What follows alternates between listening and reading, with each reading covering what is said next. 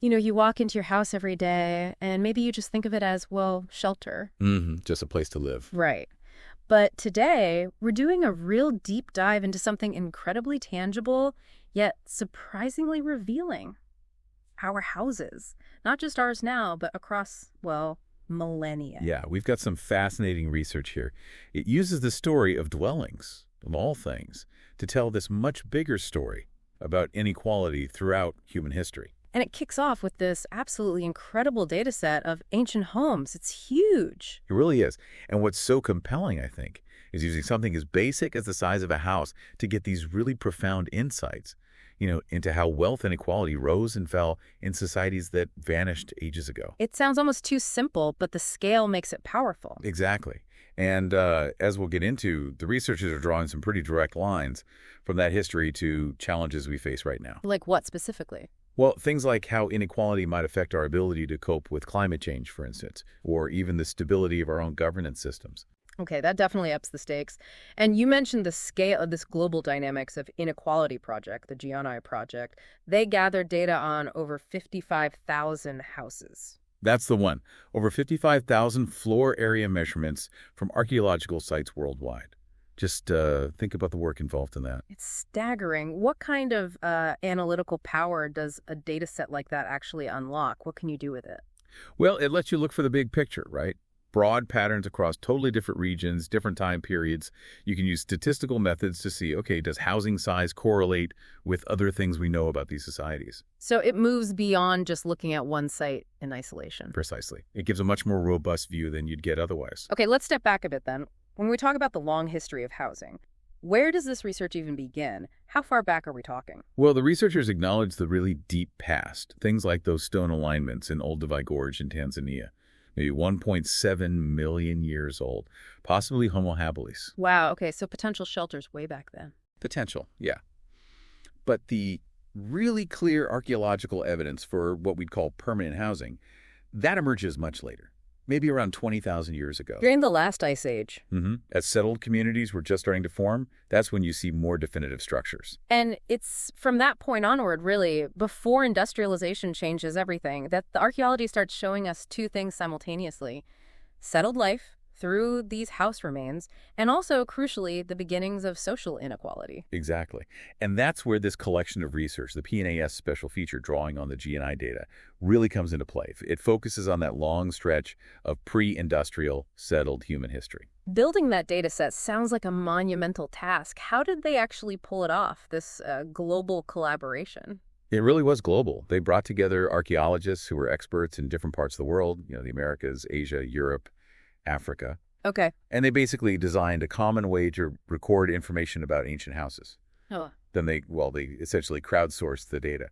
Crowdsourced from archaeological reports and things. Yeah, from existing excavation reports, publications, sometimes remote sensing data like LIDAR, pulling information from sites everyone knows like Pompeii or Herculaneum. Right. But also countless others that aren't as famous, just to get that broad coverage. So maybe not every single ancient house ever found, obviously, but a really significant attempt at a global sample, covering that pre-industrial period. Exactly. A big sample, giving a broad view right up until industrialization really shifted things. And this massive database covering roughly 12,000 years formed the basis for, 10 different studies? Yeah, 10 papers all digging into what these houses can tell us about inequality in the past. Okay, so let's get to the core idea. We have all this data on house sizes. Why is the size of someone's house, hundreds or thousands of years ago, a good proxy for wealth inequality? Well, the fundamental premise the researchers work with is that in these pre-industrial societies,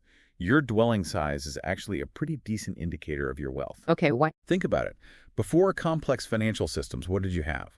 Land ownership, maybe livestock, and the size and quality of your home were probably the most visible, tangible signs of your economic standing. Makes sense. Hard to hide a giant house. Right. And one of the studies actually did a comparison. They looked at archaeological data and modern real estate data. Oh, interesting. And they found a correlation between the variation in house sizes in a settlement and measures of income inequality. They actually suggest it's probably a conservative estimate, meaning it likely underestimates the true level of wealth inequality that existed. So the bigger the difference between the smallest and largest houses, the more inequality is likely present. That's the basic idea, yeah. It Yeah. gives us a quantifiable way to look at inequality across these diverse societies. Okay, so using that method, what did they find? What were the major drivers of inequality showing up in the housing data? One of the really big ones they identified was land monopolization. Okay, controlling the land. Yeah, basically when a smaller group managed to get control over most of the good, usable land. The research suggests that especially where land became scarce, this kind of control created really significant wealth gaps, and those gaps showed up directly in how big people's houses were. So whoever controlled the essential resource, the land, could build bigger, accumulate more, while others were limited. Sounds familiar, actually. It does resonate, doesn't it? This idea that controlling essential resources is a powerful engine of inequality. We still debate access to resources and opportunities today. But it wasn't inevitable. Did all societies with, say, agriculture end up with huge housing disparities? That's the fascinating part. No, they didn't. The research also clearly shows that some societies managed to keep inequality much lower. They didn't see those extreme differences in house sizes. How? What made the difference? It seems to come down to their governance practices, the way societies organize themselves, how they made decisions about distributing resources.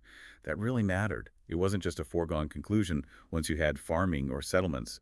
That's a really crucial point. So it wasn't just about having resources, but how they were managed and shared. Exactly. Policy, or its pre-industrial equivalent, played a role. Okay, so they identified these patterns.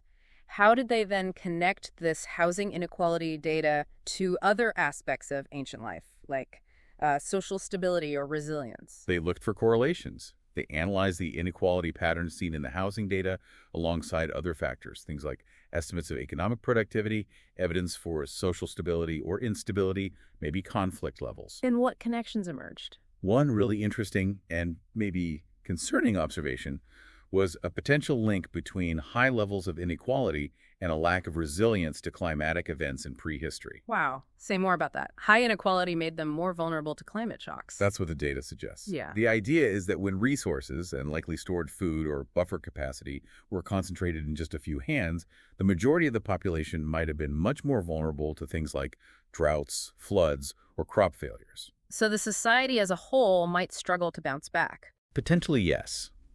If the wealth concentration meant less collective capacity to respond or adapt, it's quite unsettling to think historical inequality might have weakened societies facing climate shifts.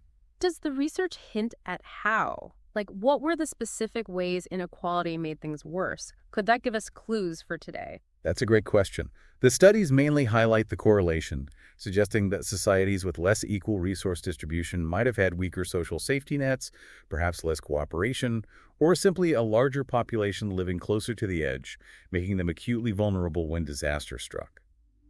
It implies that broader access to resources builds more collective resilience. Which definitely sounds relevant today, given our own climate challenges and all the debates about who bears the brunt and how we build resilience fairly. Absolutely. The researchers make that connection explicit. They point out that climate change today is seen as a threat that could widen the economic gaps we already have. And they also mention connections to more recent issues. Yeah, they bring in evidence from modern democracies, linking high economic inequality to things like political polarization, declining trust in institutions, and generally a weakening of democratic norms.